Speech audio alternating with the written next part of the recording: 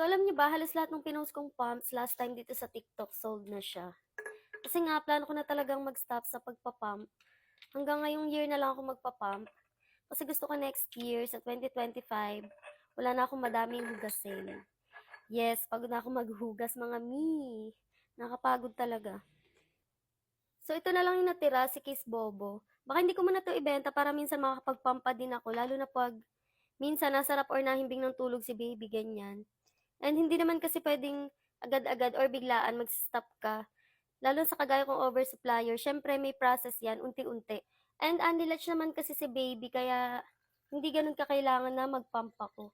And kumakain na rin kasi siya, malakas siyang kumain.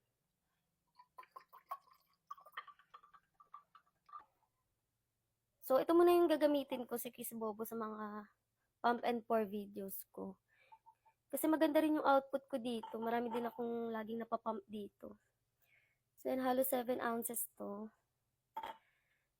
Halos lagi rin puno yung napapump ko dito. Maganda rin to eh.